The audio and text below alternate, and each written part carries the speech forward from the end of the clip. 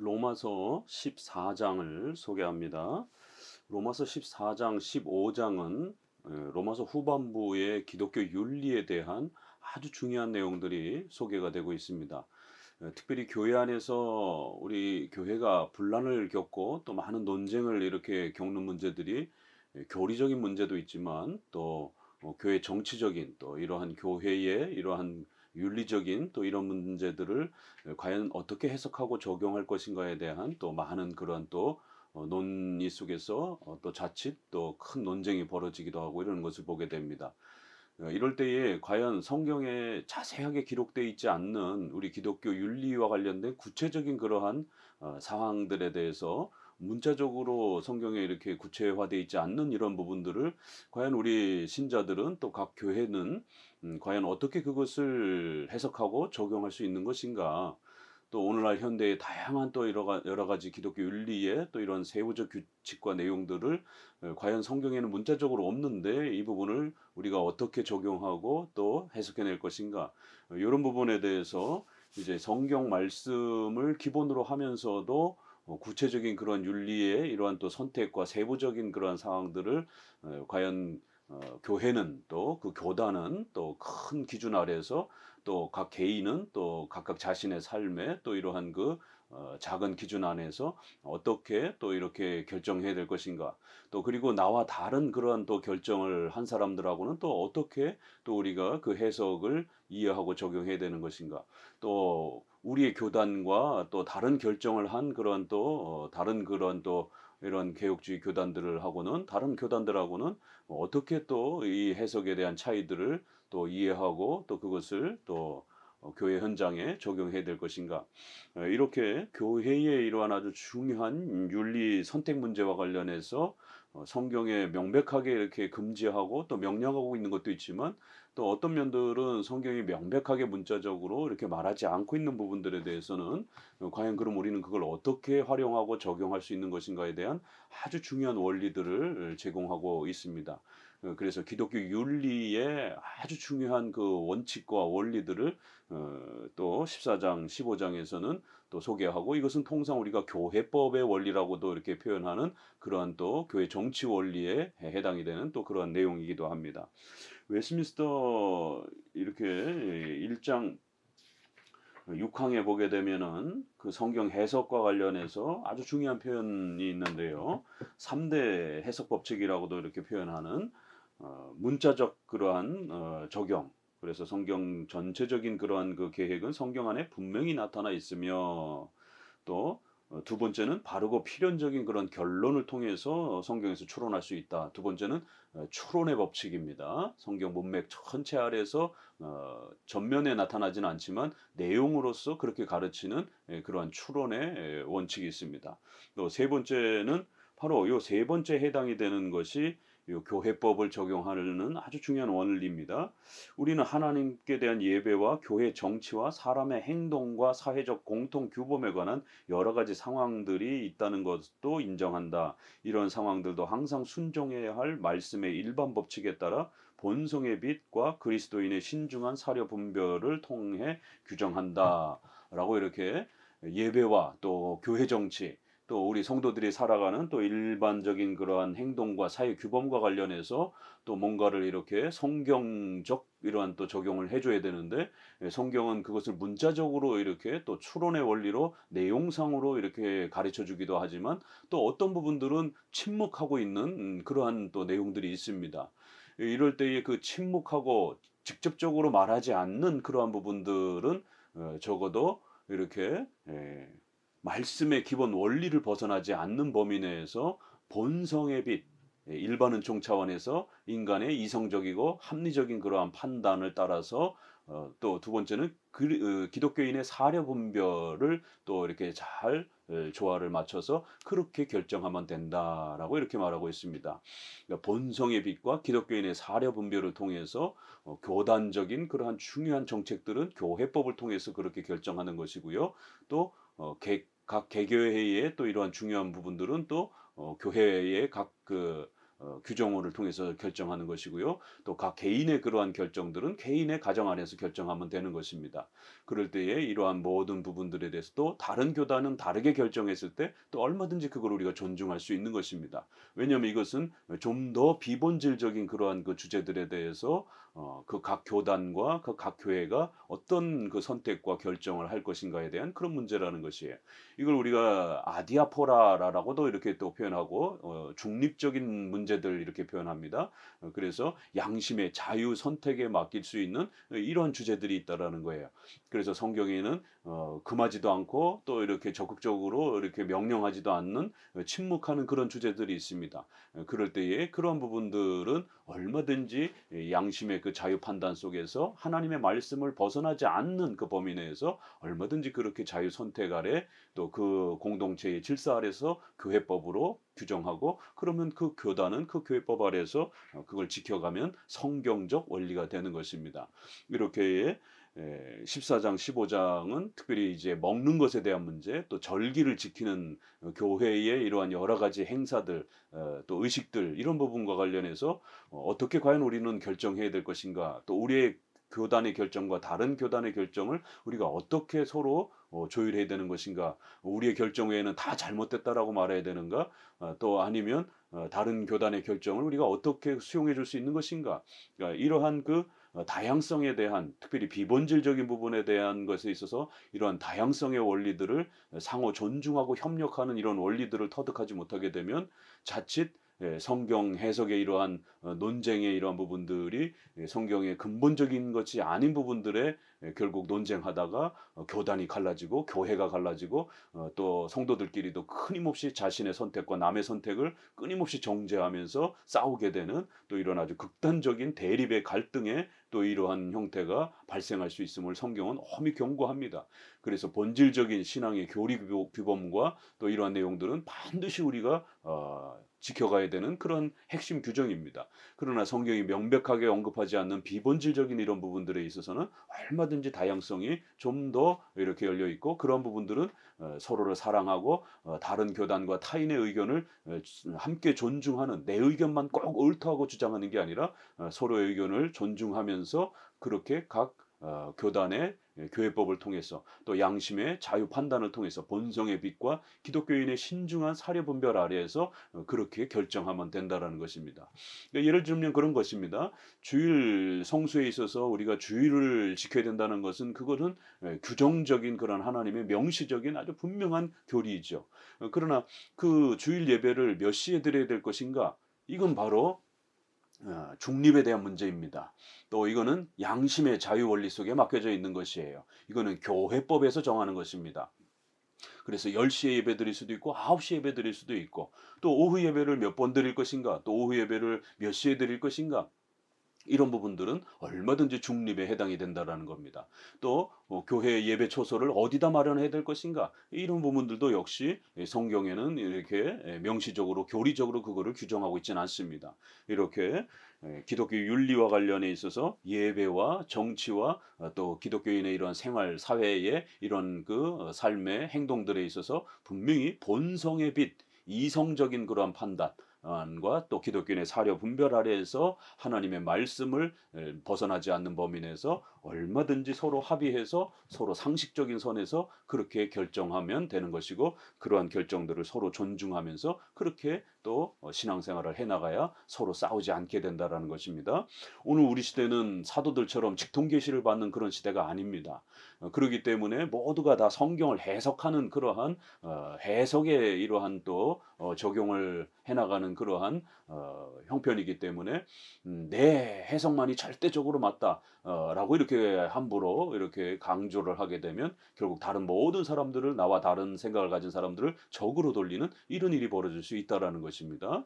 그래서 핵심 교리와 관련해서는 2000년 동안 사도신경에서 고백한 그런 중요한 교리들을 우리가 지켜와야 가야 되지만 그러나 또 그렇지 않은 비본질적인 부분들에 대해서는 반드시 교회법이라고 하는 아디아포라라고 하는 중립의 이런 원리 또 양심의 자유 판단이라고 하는 이 원리 속에서 적용해야 성도들끼리 교단끼리 싸우지 않게 된다라는 것입니다.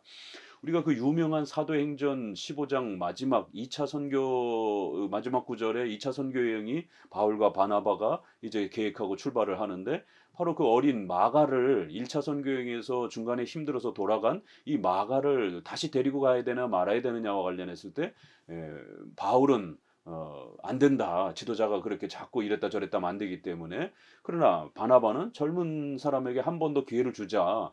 이래서 서로 아주 심히 다툽니다. 그러나 결국 이게 누구의 말이 맞는 것인지에 대해서는 이거는 교회 정치에 해당이 되는 문제이기 때문에 이게 무슨 교리적으로 이렇게 바울이 맞다, 바나바의 말이 맞다라고 이렇게 쉽게 할 수가 없어요. 그래서 사도행전에도 보게 되면 교회가 어느 편을 들었다라고 그 부분에 대해서 전혀 언급이 없습니다. 또 하나님께서도 누가 맞다라고 전혀 그 사건에 대해서 판단하지 않습니다. 오히려 하나님이 그 사건과 관련해서도 직접 명령하시지도 않습니다. 바울과 바나바가 교회가 교회법을 통해서 서로 회의하고 의논하고 함께 의견을 조율하면서 선택하도록 그러한 교회법적 선택의 원리, 교회 정치적 선택의 원리라고 하는 이런 아주 중요한 원리를 사도행전도 가르치고 있는 것이. 그래서 결국 바울은 실라를 데리고 가고 바나바는 마가를 데리고 가는 이러한 그 선택을 보게 됩니다. 그러나 그 논의한 과정에서 사도행전 15장은 아주 심히 다퉜다라고 이렇게 표현을 하고 있는 것입니다. 이렇게 세부적인 교회 정치와 관련된 이런 주제들을 우리가 해결하는 법들을 배우지 아니하면 자칫 잘못하면 아주 극단적인 그러한 싸움과 서로를 또 멀리하게 되는 이러한 교회 분열의 이런 위험성이 항상 있는 것입니다. 그래서 로마서 15장 또 14장은 이러한 아주 중요한 교회법적 원리를 어떻게 또 해결해 가는 것인지를 우리에게 가르치고 있습니다. 믿음이 연약한 자를 너희가 받되 그의 의견을 비판하지 말라. 어떤 사람은 모든 것을 먹을 만한 믿음이 있고 믿음이 연약한 자는 채소만 먹느니라. 이렇게 14장에서는 이제 믿음이 연약한 자를 너희가 받되 그의 의견을 비판하지 말라라는 것이에요. 그 주제가 무엇이냐면 어떤 사람은 이제 채소만 먹고 어떤 사람은 고기까지 먹는다라는 것이에요. 그러니까 음식의 문제에 어떤 큰 갈등이 있었던 것을 보게 됩니다. 왜 그러냐면 유대인과 이방인들이 이렇게 함께 섞이는 그러한 초대교이기 때문에 유대인들은 아직 구약의 안식일도 지켰고 또 구약의 그러한 정결법에 대한 레위기 11장의 수많은 그런 부정한 음식 또 먹을 수 있는 정결한 음식 이러한 의식주와 관련된 음식법에 대한 이런 부분들을 여전히 이렇게 지키고 있는 그런 사람들입니다. 그렇지만 이제 이방인들은 전혀 그런 유대인의 의식에 구애를 받지 않는 것이에요. 그러니까 바울의 전도를 통해서 이제 교인이 되었을 때 얼마든지 이렇게 음식을 자유롭게 먹을 수 있는 또 이러한 행동들을 하고 있는 겁니다. 그러니까 여기서 믿음이 약한 사람은 오히려 유대인이 되는 것이에요. 예수님께서 오셔서 모든 것이 거룩하다라고 이렇게 말씀해 주셨고 또 사도행전 또 10장의 고넬료 사건에도 보게 되면 보자기에 이렇게 아주 그 구약에서 부정한 음식들이 가득 쌓여서 바울에게 소개하면서 먹으라라고 이렇게 그러니까 베드로가 못 먹겠습니다라고 하니까 하나님이 거룩하다라는 것을 너희가 속되게 하지 말라. 이거 물론 이방인을 의미하는 것이지만 이제 결국 이런 구약의 음식적 의식법 제도가 중단되었다라고 하는 아주 중요한 또 내용이 소개가 됩니다. 또 디모데전서 4장에는 이렇게 혼인과 또 음식의 이런 부분들을 더럽다라고 가르치는 이러한 부분들은 귀신의 가르침이라고 그러면서 말씀과 기도로 얼마든지 우리가 모든 음식에 대해서 자유롭게 먹을 수 있는 그런 시대가 되었다라고 이렇게 소개를 합니다. 그러니까 14장에서는 이 음식을 아직 제대로 못 먹는 이런 교리 훈련이 아직 덜 돼 있는 유대인 크리스찬들은 아직 왠지 이런 부분들을 잘 못 먹는 것이에요. 그래서 믿음이 연약한 자라고 이렇게 표현하고 있고 이방인들은 전혀 그런 부분에 대해서 상관이 없이 먹어왔기 때문에 자유롭게 여러 가지 음식들을 먹는 것입니다. 이렇게 어떤 사람은 자신의 어떤 이러한 그 습관과 또 신앙적인 어떤 옛날 그러한 그 습관 때문에 채소만 먹는 이런 형태가 있고 또 어떤 사람은 구애 없이 아주 자유롭게 먹는다라는 거예요. 그런데 이제 이것이 교회 안에 결국 서로를 정죄하는 갈등과 싸움이 되는 것을 보게 됩니다. 그래서 3절에 먹는 자는 먹지 않는 자를 업신여기지 말고 먹지 않는 자는 먹는 자를 비판하지 말라. 이는 하나님이 그를 받으셨음이니라. 그래서 채소를 먹는 자도 고기를 먹는 자들도 다 하나님의 백성이요 하나님의 그러한 신자들로서 존중되는 사람들이라는 거예요.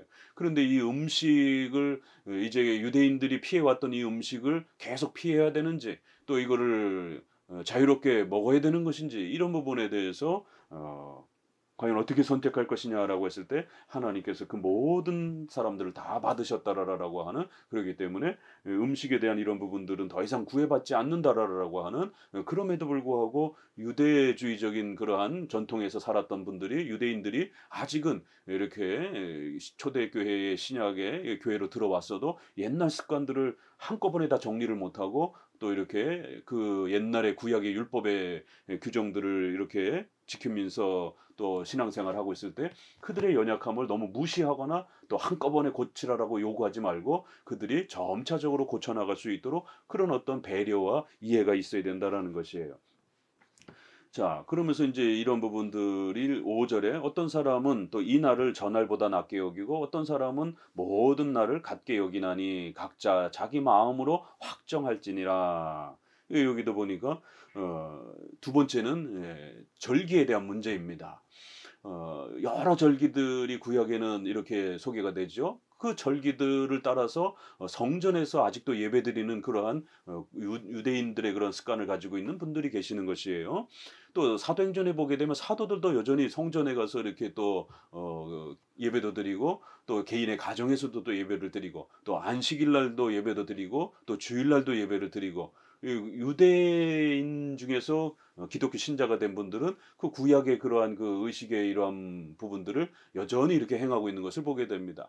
그래서 바울과 또 이러한 사역에도 보게 되면 디모데는 할례를 시키고 디도는 할례를 시키지 않는 것이에요. 디도는 이방인이기 때문에 어떤 때는 할례를 시키고 어떤 때는 할례를 안 시키는가? 바로 이렇게 유대인들의 생활의 습관을 가지고 있던 사람들은 그들의 오래된 그 습관들을 아직은 기독교 교리를 통해서 충분히 그거를 이렇게 중단됐다라는 거를 교리적으로 충분히 이렇게 소화해내지 못하는 연약한 사람들은 아직 계속하고 있는 겁니다. 그럴 때 그걸 너무 이렇게 정죄하는 식으로 접근하지 말고 개혁을 당장 해야 된다라고 이러면서 몰아세우지 말고 그들이 점차적으로 자라가면서 그걸 고쳐나갈 때까지 기다리고 배려해야 된다라는 것입니다.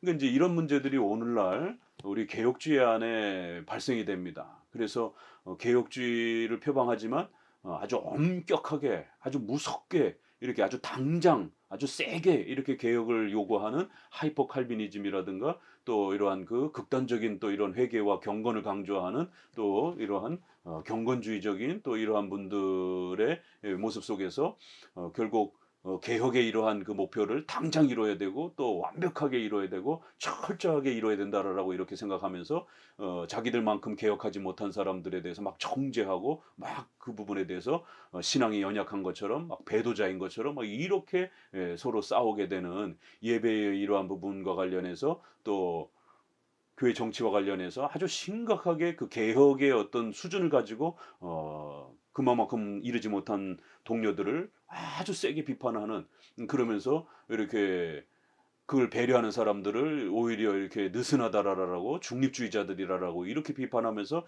자기들만이 최고의 개혁을 이룬 것처럼 이렇게 또 너무 극단적인 개혁성을 표방하는 이런 또 개혁주의를 표방하는 분들이 있습니다.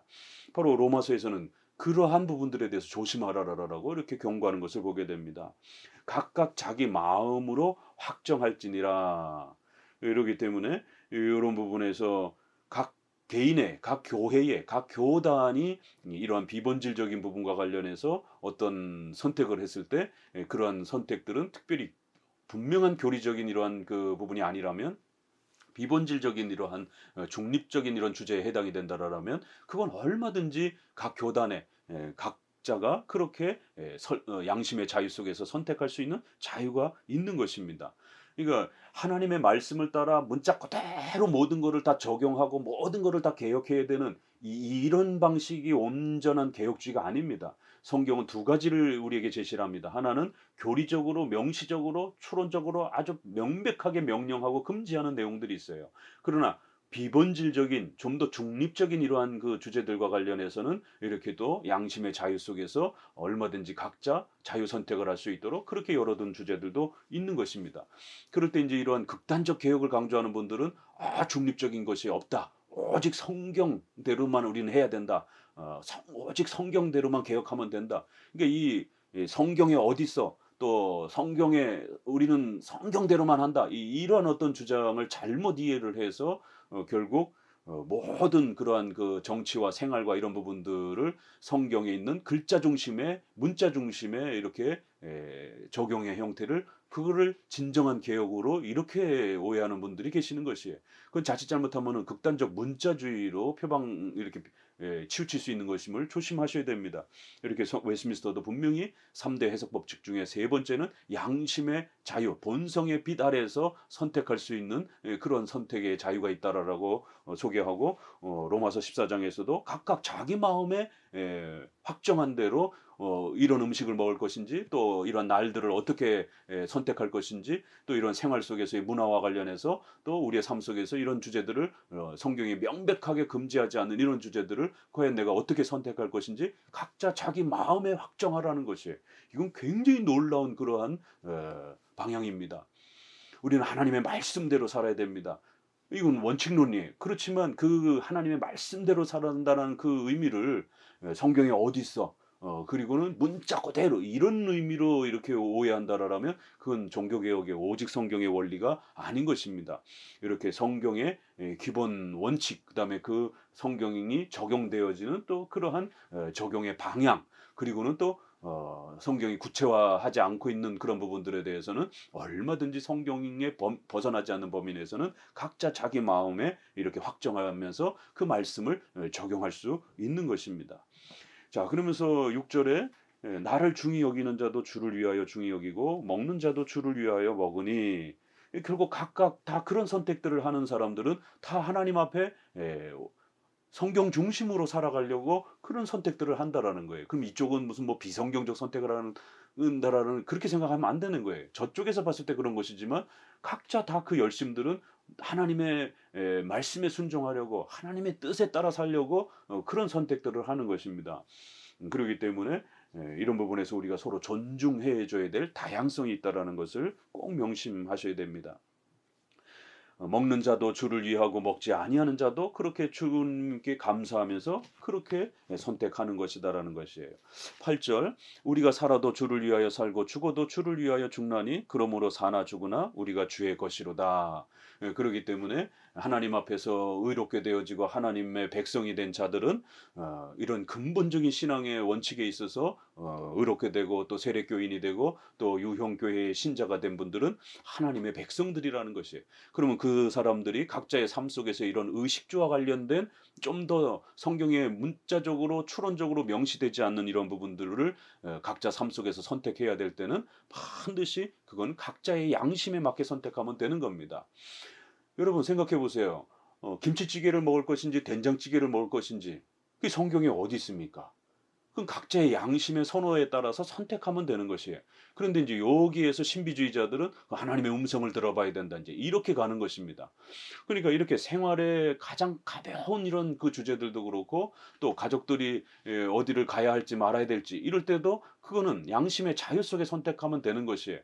가족들이 어디 이렇게 여름 휴가를 가는데 이번 여름 휴가에 하나님이 우리에게 여름 휴가를 가라고 하는지 말라고 하는지 이 신비주의자들의 음성을 들어보고 하나님의 뜻이면 가겠다. 이런 식으로 결정을 하는 겁니다. 아닙니다.